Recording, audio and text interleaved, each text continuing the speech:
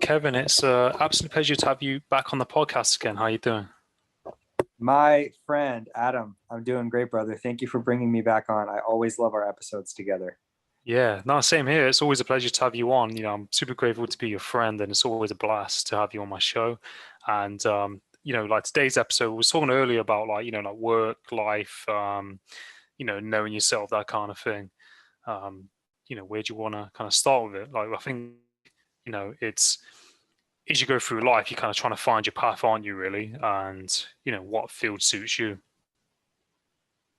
Yeah, exactly. Before we were recording, we were talking about career, relationships, and as you said, knowing yourself. And something that I've been talking to my clients about a lot recently is the concept of choosing things in your life uh, based on what you need rather than based on what you want. And most people, when they ask you a question with regard to a career transition or a relationship or where you want to live or what you want to do, they'll ask you the question well, what do you want? Like, what is it that you want? And I think that that is a misleading question for a few reasons. The first one is that a lot of people struggle with indecision and they don't actually know what they want. They haven't built a strong enough reputation with themselves. They haven't built enough credibility with themselves. They've made a lot of decisions in the past that have led them down the wrong path. So they think, I'm not a trustworthy source to know what I want. The second reason that question is misleading is that sometimes we want competing things, or we have competing beliefs about what would be best for us. And if you have competing beliefs, then your reality becomes incongruous and you become confused about what you should do. One day I could want to live here where I am in Los Angeles, which is hustle and bustle, millions and millions of people, big city, busy metropolitan area. And another day I want to live in a quiet suburban town out in nature. And so I feel those competing wants. And the point of all of this is that asking somebody, or asking yourself rather, what do I need? And making decisions in your life based on what you need and based on your nature, I have come to find is a much more reliable predictor of what's actually going to work out for you in the future. So what do you say about that? Yeah, no, I think great question. And I think, like you said, um, need and want are both two different things, aren't they? Like, you might want to be in a certain place, and I think having that need is a much deeper kind of place, isn't it, really, to go to, saying I need this because of probably XYZ reason. And I think, like you said, people can be conflicted, kind of not knowing maybe what direction they want to go into, whether that's work or where they want to live, um, and trying to figure out what suits you better as a person. But I think ultimately part of it's kind of getting to know yourself, isn't it? Knowing who you are and what you, I think, want. Exactly. And you're right that need is a much deeper level than want. Want is a superficial level. Need is about your nature, right? Now, if you ask, the question, has anyone ever asked you the question, do you believe people can change? It's such an interesting kind Yeah. of philosophical question. And what I believe is that, yes, 100,000% people can change. I have changed. I have seen people change. But what we can change is our behaviors and our habits and the ways that we live our lives, which then change our identity, change the reality of our lives, change the way that we feel. But what we cannot change is our nature. And our emotional needs our needs in relationships, our needs in where we live, our needs in what we do for a career, those things are based on our nature. It's incredible. I have a 2.5-year-old niece, and she has a personality, a full-fledged personality. She has likes and dislikes. She has a way of interacting with the world. And I guarantee you that when she's my age or your age, 25, 30, 35 years old, her nature is still going to be the same. I'm very different in terms of my behaviors and interests and the way that I live now at the age of 30 than I was at the age of 6. But my nature, the fact that I'm outgoing, the fact that I love people, the fact that I'm really goofy, um, you know, the fact that I'm very passionate, those are things that I was born with. And the reason that I struggled for a long time in my love life and in my career life was that I was doing things that people told me I should do, and I was doing things that I thought I wanted to do, rather than choosing a career that really fit who I am as a person and choosing a relationship that was the right match for my emotional needs based on how I came into this world.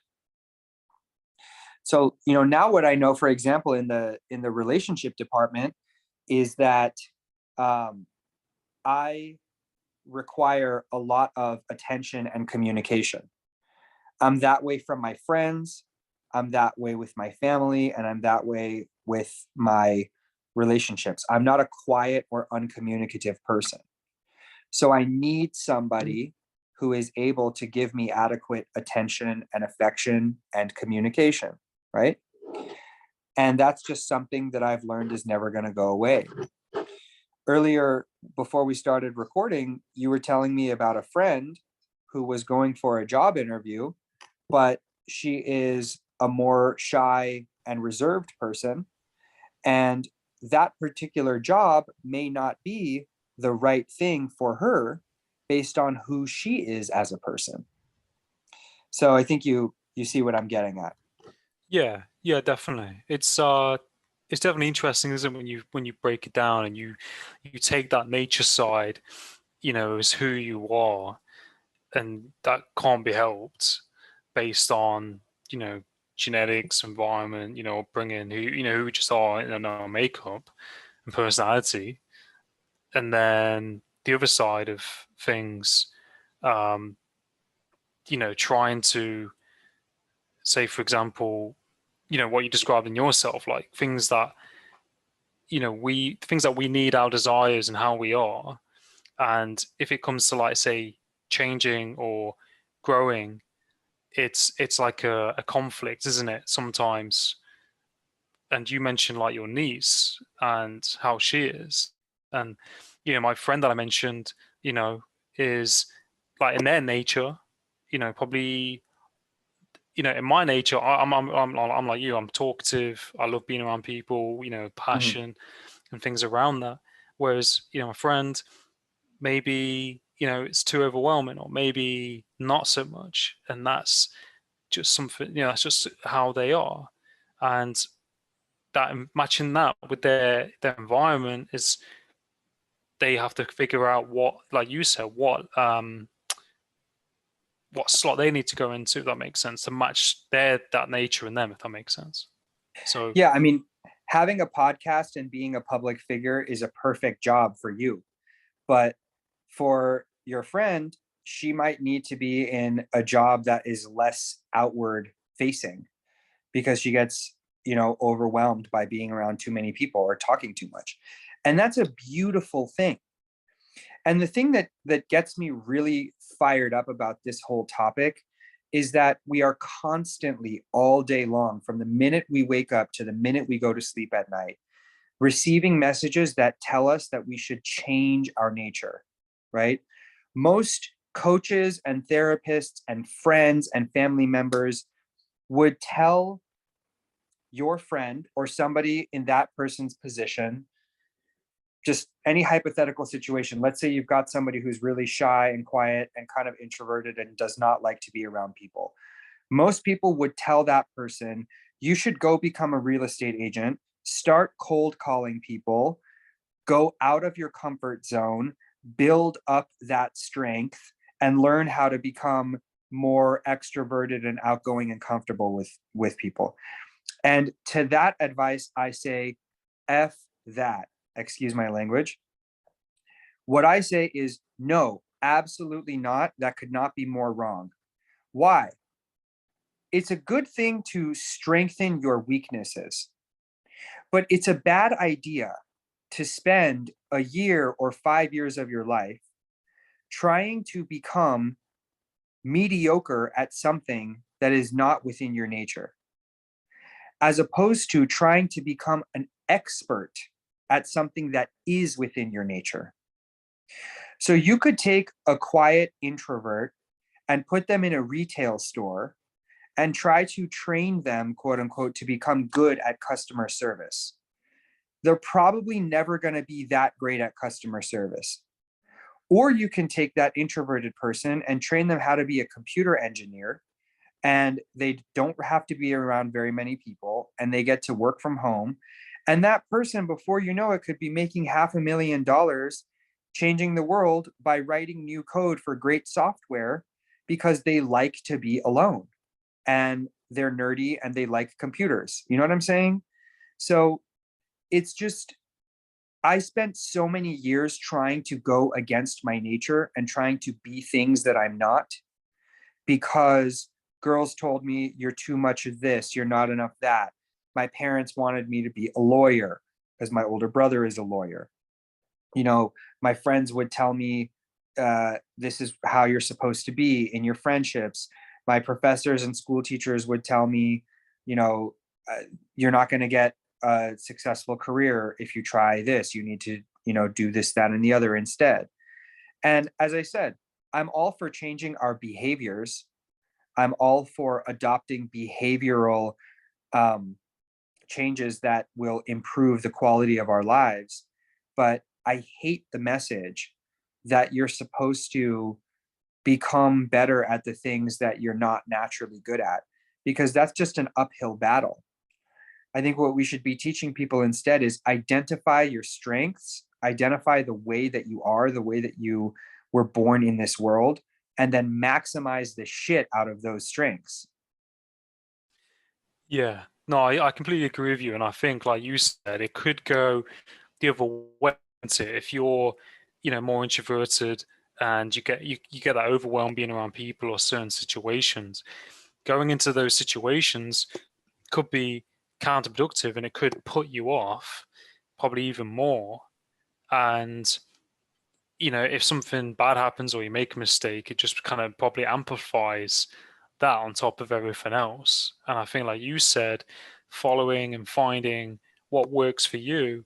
And I think, the great example is, the people like who might work in IT, they might do a job by themselves doing coding or whatever else, and they're more relaxed and they can think better, focus better, and have better work output doing that.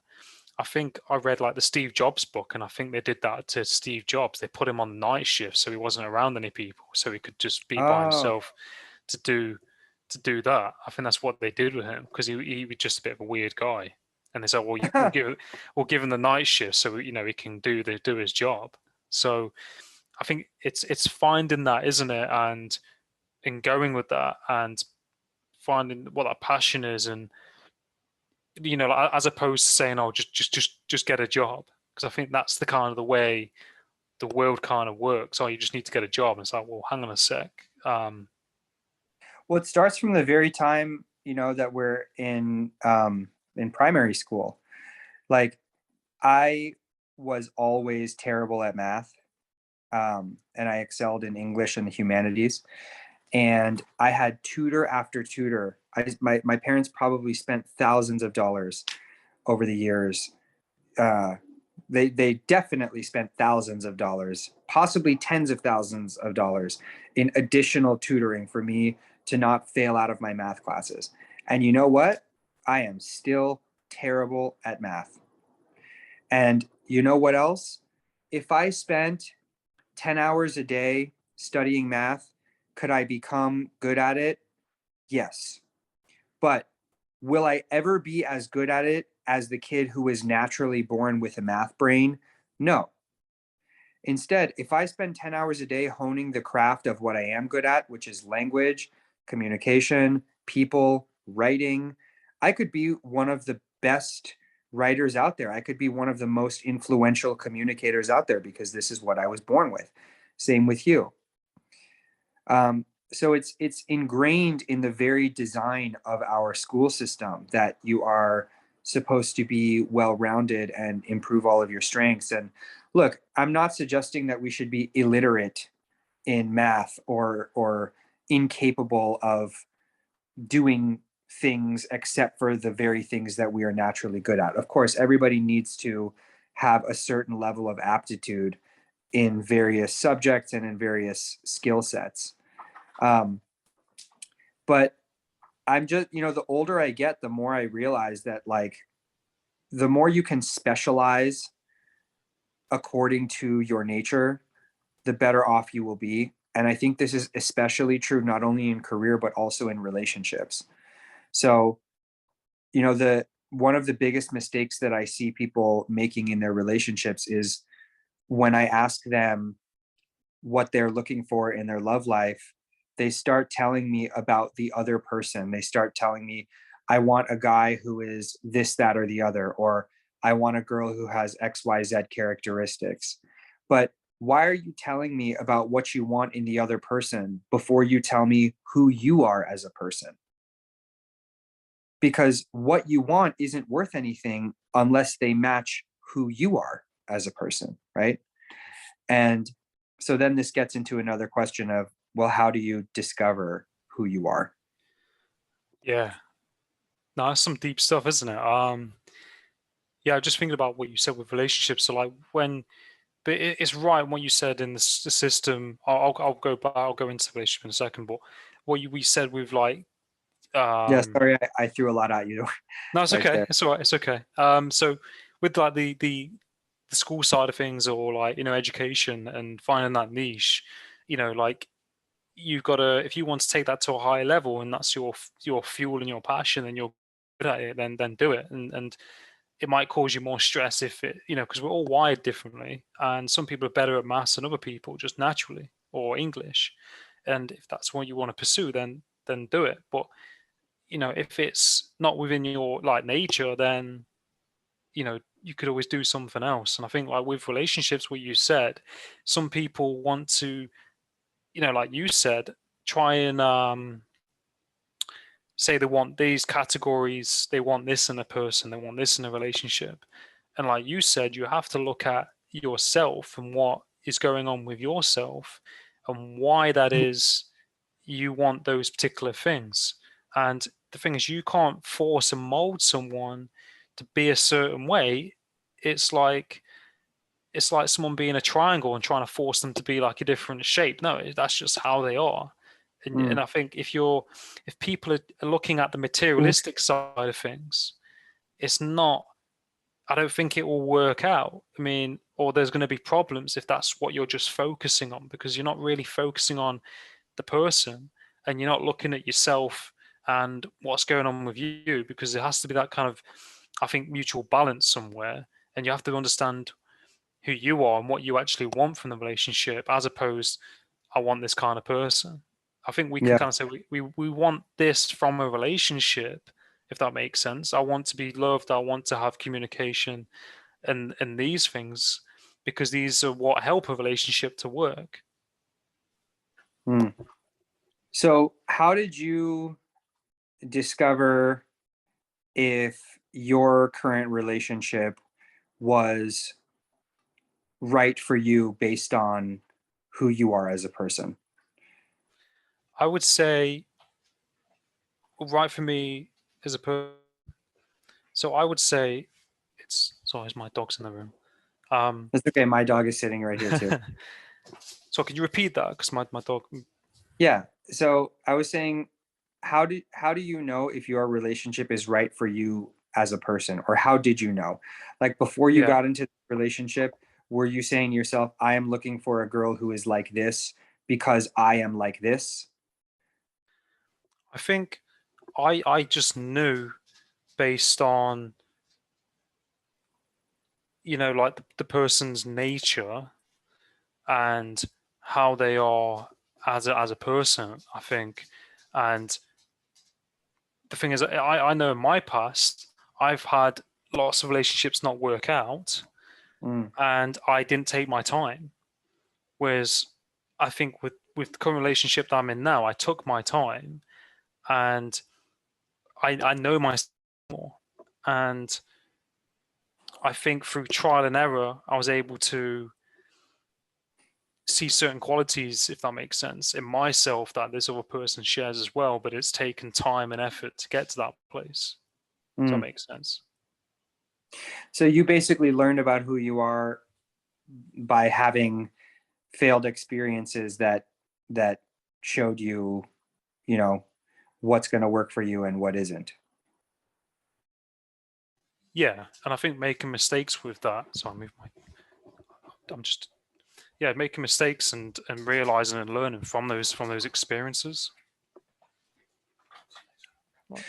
So this is a hard one for me, um, because, on the one hand, and thank you for sharing that with me, but It's okay. I like to ask people this question because there's something that I think about often, which is how much experience do we really need? I have a problem with the idea that we learn about ourselves based on experimenting externally and having experiences. And the reason that I have a problem with that is that I I think that who we are is something intrinsic, uh, and I think that it will be there regardless of the external experiences that we have. So I don't want to learn about myself based on external experiences.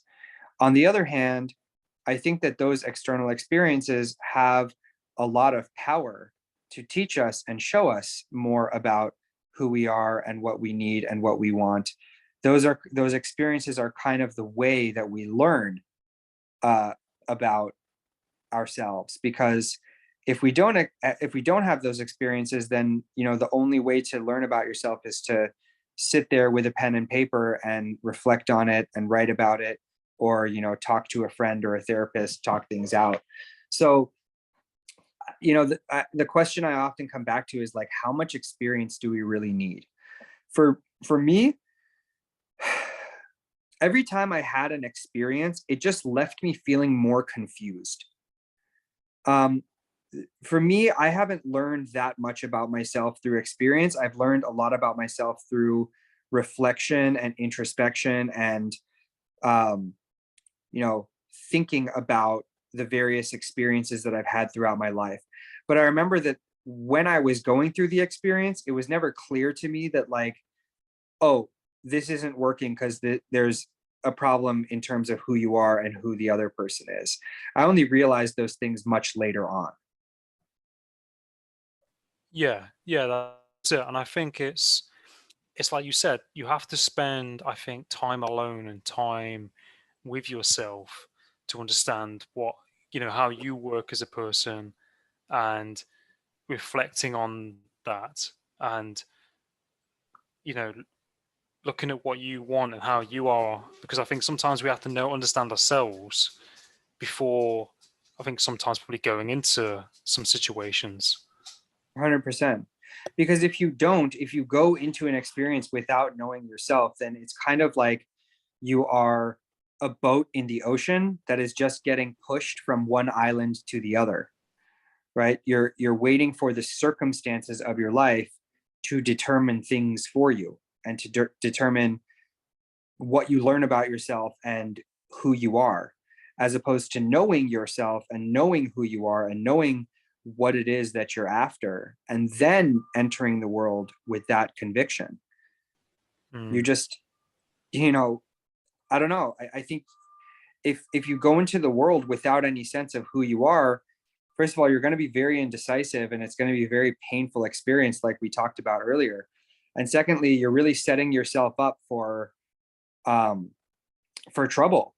You're going to make a lot of mistakes. This is particularly how I ended up in a lot of bad relationships with women, because I did not know who I am and what I need. So every time I saw a hot girl who would give me attention, it was like, sure, she should be my girlfriend, right? But then like 2 3 months in, I'm like, oh no, no, no, honey, this was a real mistake here. um and now that I know myself so well and I'm so comfortable with myself, thank God, I can go on a date, and within 1 or 2 dates I know crystal clear this girl is for me or she's not. And it's not because I know that much about her, it's because I know so much about me. Yeah, yeah, most definitely. I think that's such a key point, and I think that's such an important point because I think people sometimes they don't know themselves, so then they go into those situations and they kind of get, led on, and they don't understand. They think this is it, and this is going to work, and this is going to be great. But then, like what you said, knowing yourself, you can read that situation and how that person comes across, and whether there's that gel between you and the other person. And I think that like that I think that takes time, knowing yourself and those experiences and having those relationships, having those dates, and you kind of build this kind of filter of what you want and what you don't want, and that you just know in yourself, don't you? It's like this you just get that energy, you just get it, you just feel it. And Yeah. some people, get into relationships maybe for the wrong reasons, or they're not actually they're looking at the materialistic side, or the person looks really nice, and like we can kind of get dazzled by that. Oh, the person's great. It might be attractive. And then over time, as you get to know that person, it's below the surface. Of what they just look like. It's there might be. Do you know what I mean? Human characteristics. You might clash, but I think through those experiences, you have an idea of what you kind of need in a relationship. I think Well, communication is a big one. what do you say to the people who keep having the same experience over and over again, or the same relationship over and over again, and it seems like they're just not getting the message? I think you have to look at, one, yourself, and this is a process through life for all of us. Um, look at yourself and look at what, why is it you're repeating the things that you're doing? Um, so look at yourself. I think look at the person. What kind of person are you attracting? Mm, And how many times has this happened? And I think really doing some probably deep work on you. We have to do that deep work on ourselves, don't we? yeah, I mean that's the definition of self sabotage. Yeah. You, Don't excuse worry. me, Don't worry. Don't sorry. Yeah, I mean you see that you are engaging in a self-destructive behavior, and yet you are engaging in it anyway, or it feels like it can't be stopped or helped. um, and in some ways it's no different, you know having the same experience over and over again, or dating the same type of person over and over again, is in some ways no different from drug or alcohol addiction. There's no drug addict or alcoholic out there in the world who thinks that what they are doing is good for them, or they think that this is helpful or beneficial to them. Every single one of them knows that this is no bueno. This is a destructive thing that's leading them down a bad path, and yet they continue to do it. You know, um, Now obviously there's the physical addiction when it comes to drugs and alcohol, that your body becomes physiologically reliant on that. But I think that emotional addictions are just as strong. And I think that if somebody keeps choosing people who are cheaters or liars or abusive or narcissistic or emotionally unavailable or long distance. You know, if you, whatever it is that you keep choosing over and over again, it's an emotional addiction to your problems. You get so close to your own problems, it becomes so intimately familiar, your own patterns, that you become addicted to them, because getting off of your problems, just like getting off of a drug, is very scary and painful. And it would require doing that deep work that you mentioned, right? Yeah. So we become, you know, nobody wants to have problems, right? Just like a drug addict doesn't want to keep sticking that needle in his arm. But we become addicted to the problems, just like we become addicted to the drugs, because it's what we're used to. It's what we keep doing over and over again. And it's just very crazy to think of self-sabotage as an addiction to your own problems, but it is that way. And the way that we know it's that is that when you start changing your behavior, you go through a period of withdrawal, just like withdrawal from drugs. The first couple of weeks that you break up with a really toxic relationship, or you cut out a bad behavior that you know is not good for you, you are withdrawing from it. It's really weird. It feels surreal, right? But that just goes to show that you were so entrenched in that behavior or that habit or that relationship or that job for so long, that even though it was affecting you really negatively, the process of getting off the drug is really scary. Yeah. No, I think that's such a great, important point. You know, that people get hooked and tied into that, say they have a negative relationship, but that's what they're being used to and that's all they know. And you become addicted to it because that's all you know. And as human beings, when you get that connection to something, it's hard to let go of that. So then you jump to what you know, you jump to what you're used to. And I think like as well, you know, you get so close to those issues within yourself. And I think, you know, it's those beliefs as well, which I didn't mention, is looking at what beliefs do you have about yourself? Because you know, the beliefs about yourself, you will attract what you're attracting in yourself. So if you think you're not good enough and you don't deserve much, some people might attract certain partners that give them that, that make them feel that way.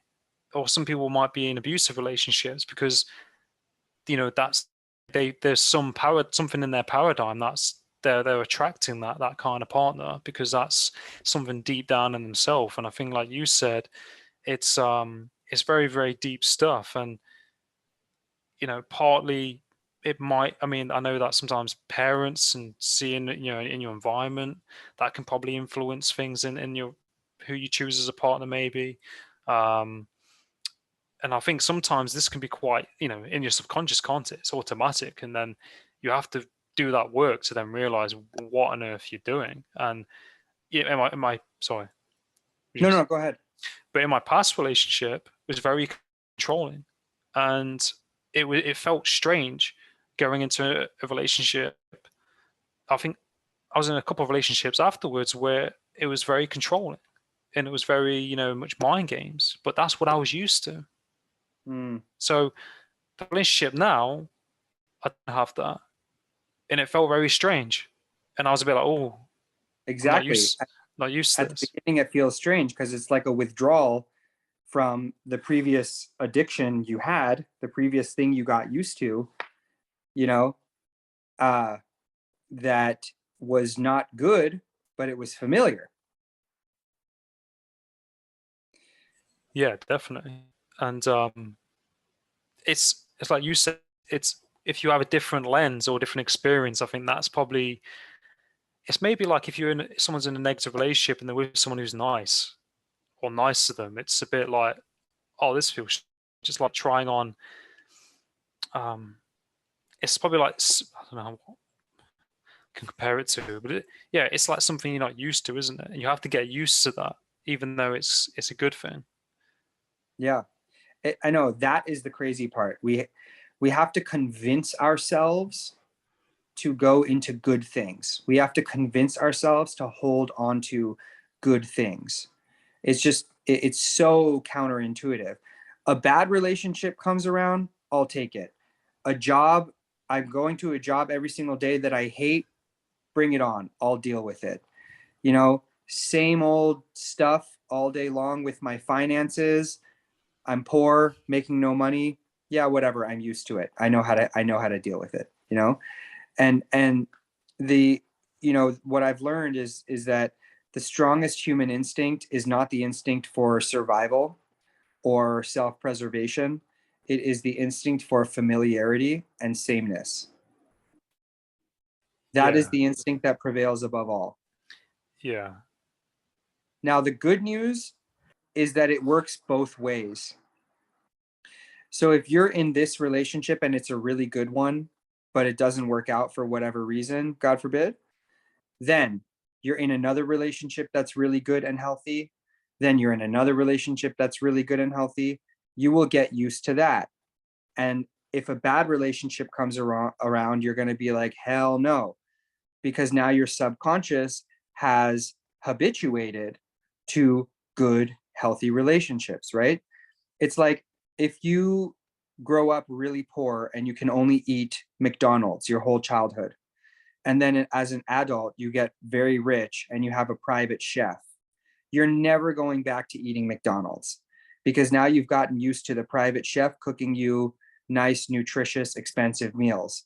You're never going to go back to eating KFC and McDonald's the way that you were in your childhood. But as a child, if all you're eating is KFC and McDonald's because that's all you can afford, and you go into somebody's home and they have a private chef, you have to like convince yourself to sit there and eat it. You have to convince yourself that it's okay because it's just so foreign to you. Yeah. It's funny you said that because I had like like pot noodles, when you get those instant noodles with the Yeah, sauce yeah, in. yeah. I had one of those today, and I had like indigestion when I ate it. My body's not used to having them. I never have them. And I had one today and I felt like crap. And I was like, I recognized it and I was like, I am not eating one of those again. But it's funny, it kind of, do you know what I mean? Ties into what you're saying. When you recognize what doesn't serve you, then, but you have to, be tuned into yourself to be like, I don't feel great. I'm not gonna, well, that's just, I don't know, just reminded me of what you said. Yeah, because your body's not used to eating that crap, you know. So the thing of familiarity and sameness, it pervades every aspect of our lives, emotionally, spiritually, biologically, physiologically, right? Every we are seeking above all for things to be familiar. Even as you said, on a physiological level, your body is not used to digesting a cup of noodles. You eat it and you feel like crap. Why isn't it that your body is digesting it just fine and saying, oh yeah, but anything, if you haven't eaten anything for 10 years and you put it in your body's going to be like, whoa, this is very bizarre. you know Yeah, yeah, and if you think about like drugs, the way that our minds neurologically um, adapt to the use of drugs, the first time you do a bump of cocaine, you're going to be high as a kite. If you continue doing bumps of cocaine, you're going to need increasing amounts in order to get to the same level, because your mind, your brain is habituating to secreting that much dopamine at every time that there's a bump. So the same amount isn't going to satisfy you. So we adapt to repetition and sameness and monotony and familiarity more closely than we adapt to anything else. That's the way we're set up. mm, We are set up to look for things to be familiar and the same. mm. And I don't know how we got to here when we started talking about the things that Yeah, you versus the things that you need, but they're both really, yeah. really important points. Yeah, yeah, definitely. The things we're talking about right now, I was just thinking about our friends Brian and Greg, and I know that Brian and Greg would have something pretty good to say, wouldn't they? Like they always talk about it's pattern recognition, isn't it, and human behavior, and Yes. um, Yeah, we're due for another episode with Brian and Greg. We should yeah, send the episode to them. But yeah, our friends Brian and Greg do something called HBPA, Human Behavior Pattern uh, analysis, Yeah. or maybe it's HBPRA, human behavioral pattern recognition and analysis. But I yes. won't tell Greg you got it. I won't tell Greg you got it wrong. It's fine. No, I'm Oh, joking. sorry, buddy. I Yeah, no, know you're all right. he's gonna roast me. He's Yeah. always roasting us anyway. All the time. All the Yeah. time. But yeah, I mean, what they do is like the ultimate example of this, which is, they'll go into military settings and they will pick out the guy in the crowd who is going to shoot up a school or blow up Mm, a mall, God forbid, yeah. based on their ability to recognize his behavioral patterns. Mm, So patterns are, they pervade every aspect of our life. They pervade our subconscious, our behavior, our emotions, the things that we eat, right? Humans are, I mean, it's that old adage that humans are creatures of habit, mm, but I don't think people understand how deeply that goes. mm, mm.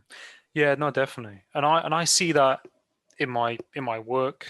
I see people, and then I'll be working with them for a couple of weeks or a couple of months, and they're still in that same place Mm, because they're in those habits and that routine and the behaviors, and they do the same thing, and they're not changing that path or pushing yeah. too far out to change it and create new habits. And it's to an extent, it's up to people. Have to make their own choices, don't they? You can only provide that space for them, and that's it. But I think life is a process, isn't it? And we're constantly learning and evolving. But I think it all comes down to those patterns, behaviors, the choices we make, beliefs, um, all intertwines, doesn't it? Really, and we're Yeah. always And yeah, going back to the beginning of the conversation, yeah, which is really learning your nature, every person's nature is habitual and pattern based. You're never going to break that. But what you can do is you can change the patterns and the habits by replacing them with better behaviors, right? So right now, I go to the gym every day or 6 days a week, sometimes seven, not particularly because I have to. It's not mm, because I'm out of shape or anything. And it's not even particularly because I want to. Sometimes I'm exhausted and I don't feel like it. But I go anyway because if I don't, my day feels incomplete. My day feels weird if I don't do some type of physical activity. And that's because I've habituated to this, right? But this is a great behavior. It's a great habit to have. I could just as easily drink 2 or 3 beers every day. And if on a certain day I didn't feel like drinking a beer, I would probably do it anyway because it's just what you do, right? So the upside of this whole, we are slaves to habit and pattern and sameness and familiarity. We're never gonna. Oh, sorry. Can you still yeah. see Don't me? worry. Yeah, yeah, it's Yeah. back.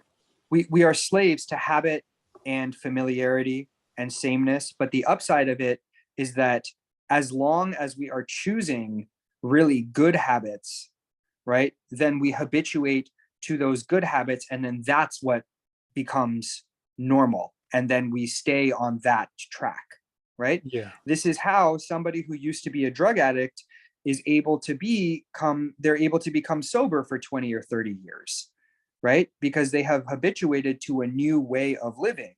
Whereas before they were using drugs every single day. yeah, most definitely.